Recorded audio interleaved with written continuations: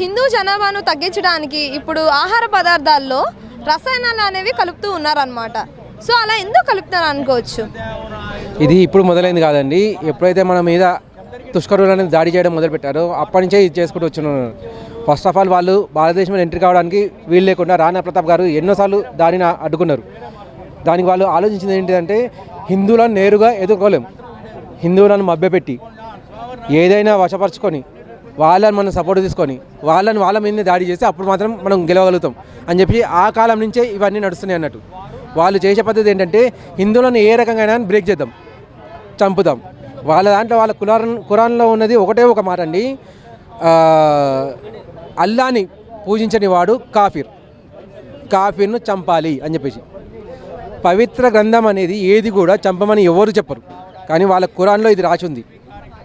వాళ్ళ దాంట్లో ఉన్న లైన్లను హయాత్ అని చెప్పేసి అని అంటారు, అంటే లైన్స్ పేజ్ నెంబర్ వగేరా అని అంటారు.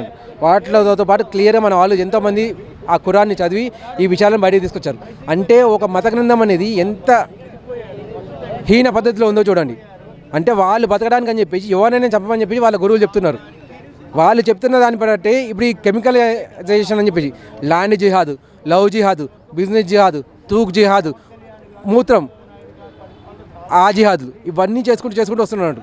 ఇవన్నీ ఏది జరిగినా సరే హిందువులను చంపాలి అనే మెయిన్ ధ్యేయంతో వస్తున్నారు. వాళ్ళకి కావాల్సింది హిందువులను చంపడంతో పాటు ముస్లింలను పెంచాలి అని చెప్పేసి. అలా ముస్లింలను పెంచడానికి లవ్ జిహాద్ అని చెప్పేసి హిందూ ఆడవాళ్ళను ట్రాప్ చేసి పెళ్లి చేసుకుంటున్నారు. అలా పెళ్లి చేసుకోవడం వల్ల ఏమవుతుందంటే మనం ఆలోచించడం మానేసినాం అన్నట్టు.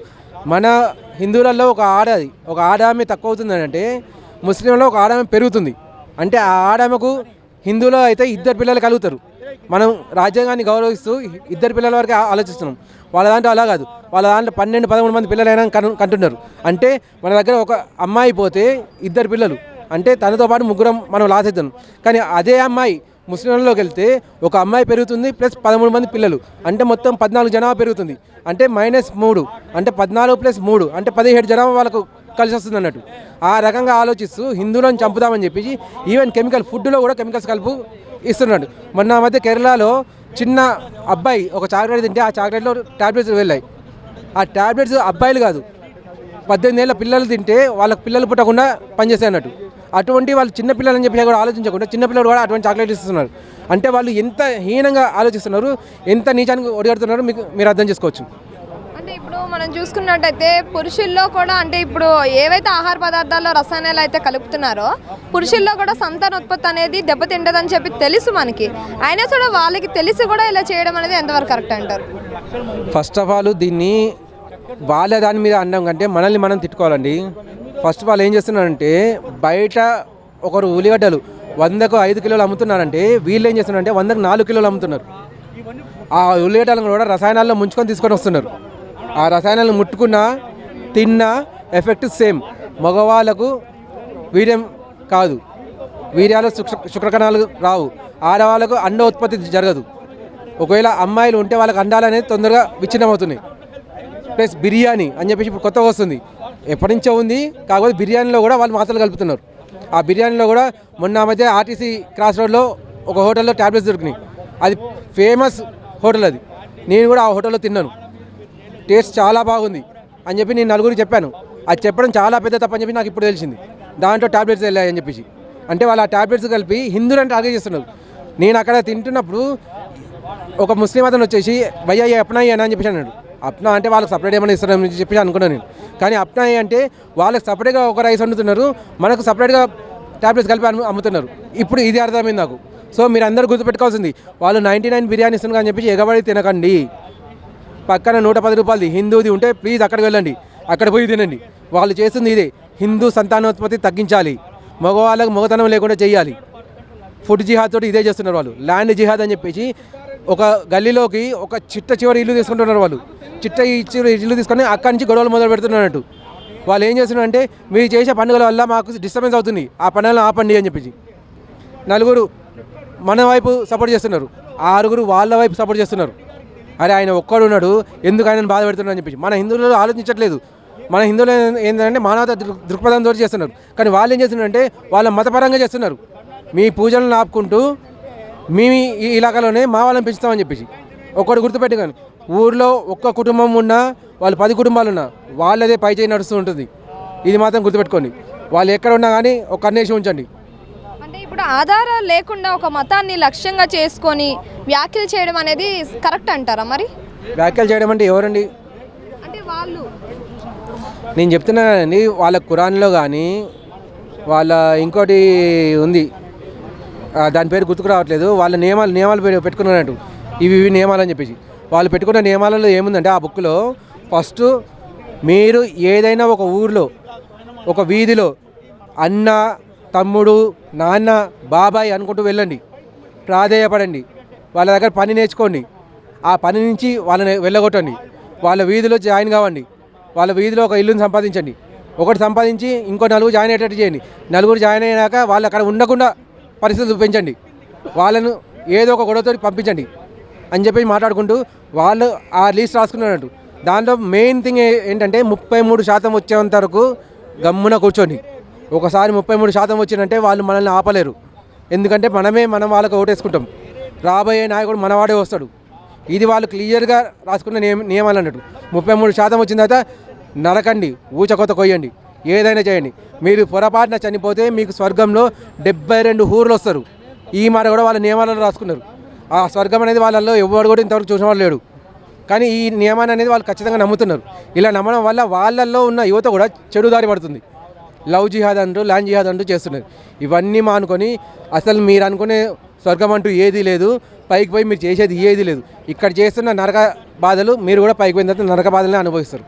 అంటే ఇలాంటి వ్యాఖ్యల వలన మతాల మధ్య అనుమానాలు పెంచే ప్రమాదం అనేది ఉందంటారా మరి? ఖచ్చితంగా ఉందండి. అనుమానాలే కాదు, ఇక్కడ మారణ హోమం జరుగుతుంది. బంగ్లాదేశ్లో హిందువులు ఉండేవారు ఒకప్పుడు. హిందువుల పంచన ముస్లింలు చేరారు. ముస్లింలు అంటారు మమ్మల్ని రక్షించండి అని చెప్పేసి. వాళ్ళల్లో 2 తెగలు ఉన్నాయి, సున్నీ, షియాత్ అని చెప్పేసి. సున్నీ అంటే షియాత్ అంటే సున్నీ వాళ్ళకు పడదు. వాళ్ళిద్దరు కొట్లాడుకుంటుంటే హిందువులు కాపాడారు బంగ్లాదేశ్లో ఒకప్పుడు. అప్పుడు హిందువులు కూడా సమభాగంలో ఉండేవాళ్ళు. ఇప్పుడు హిందువులు నరుకుంటూ వచ్చేసి వాళ్ళు కూడా 3% అయిపోయారు హిందువులు బంగ్లాదేశ్ జనాభాలు. ఇప్పుడు మొత్తం వాళ్ళిద్దరు కలిసి ముందు హిందువులను చంపుతున్నారు. హిందువులు చచ్చాక అప్పుడు నువ్వు నేను కొట్లాడుకుందామని చెప్పేసి. అంటే వాళ్ళు ఎక్కడున్నా చూసేది ఒకటే, హిందువులను నరకాలి, వాళ్ళు మాత్రం పెంచుకోవాలి వాళ్ళ జనాభాని అని చెప్పేసి. వీళ్ళు మత ప్రాతిపదికన అని చెప్పేసి కానీ తెలివితో కానీ తెలియకుండా కానీ చేసేది ఒకటే, వేరే వాడిని చంపు, నువ్వు మాత్రమే బతుకు. ఈవెన్ మొన్న ఢిల్లీలో కూడా ఒక డాక్టరు ఒక కెమికల్ని తీసుకొచ్చాడు, అది విషం. పొరపాటున అది కనుక స్ప్రెడ్ అయ్యి ఉంటే ఈ పాటికే కరోనా లాంటి మరో వేవ్ వచ్చేది మనకు.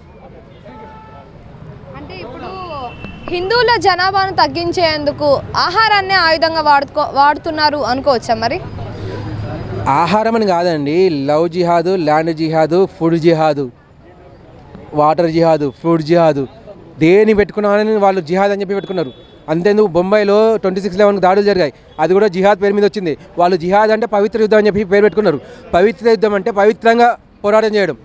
ఒకరిని మార్చు, నీ పద్ధతి ద్వారా చెప్పు, నా దేవుడే మంచోడు, నా దేవుడిని నమ్ము, నా దేవుడిని నమ్మడం వల్ల నీకు ఇది జరుగుతుంది అని చెప్పు. దాన్ని పవిత్ర యుద్ధం అంటారు.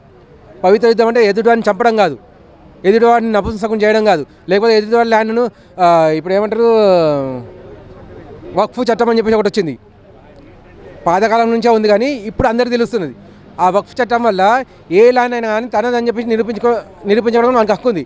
కానీ పొరపాటున మన దగ్గర పూర్తి పేపర్లు ఉన్నా కూడా కోర్టులో మనం కేసేయడానికి వీల్లేదు. ఆ రకంగా రూల్ రాశారు కాంగ్రెస్ వాళ్ళు. అది కేంద్ర ప్రభుత్వంలో జరిగింది. కోర్టుకు వెళ్ళిన వాళ్ళు ఎంతమంది లవోదివమని బతుకున్నారు. దానికి వాళ్ళు ఇచ్చిన జవాబు ఏంటిదంటే మీరు వచ్చేసి వక్ఫ్ బోర్డులో కంప్లైంట్ చేసుకోండి, వక్ఫ్ బోర్డులో మీ కేసు అనేది హియరింగ్ జరుగుతుంది. ఆ వక్ఫ్ బోర్డులో ఉన్న జడ్జి కానీ లాయర్లు కానీ మొత్తం ముస్లింలే. వాళ్ళు ఎలా హిందువులకు సపోర్ట్ చేస్తారు? వాళ్ళు పెట్టుకున్న మెయిన్ నియమం అంటే నేను దేన్నైనా కానీ నాది అని చెప్పేసి అంటే అయిపోయాయి, అది నాది అయిపోతుంది. ఈ హక్కు అనేది కాంగ్రెస్ వాళ్ళకి ఇచ్చింది. కాంగ్రెస్ ఎంత నీచంగా ఆలోచించింది. వాళ్ళు ఎప్పుడు మాట్లాడి అంతేందుకని మొన్న ఈ మధ్య రేవంత్ రెడ్డి గారు నేను రేవంతుద్దీన్ని అని చెప్పేసి అన్నాడు. ఆయన అన్నమాట కూడా ఈ జిహాద్కు సంబంధించింది. ఈ జిహాద్ అనేది సమూలంగా నిర్మూలించాలి, దేశం నుంచి పారదోడాలి.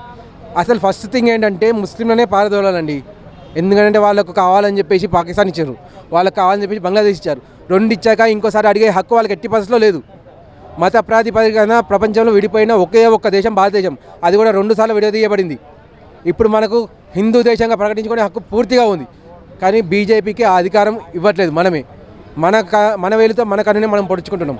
నేను మీకు రిక్వెస్ట్ చేసేది ఒకటే, బీజేపీకి అధికారం ఇవ్వండి, దేశాన్ని హిందూ దేశంగా మార్చండి. లేదంటే ఇక్కడ హిందూ అనే బతకడం చాలా కష్టం. పాకిస్తాన్, బంగ్లాదేశ్ పద్ధతులే మన మీద కూడా రుద్దుతారు. Thank you.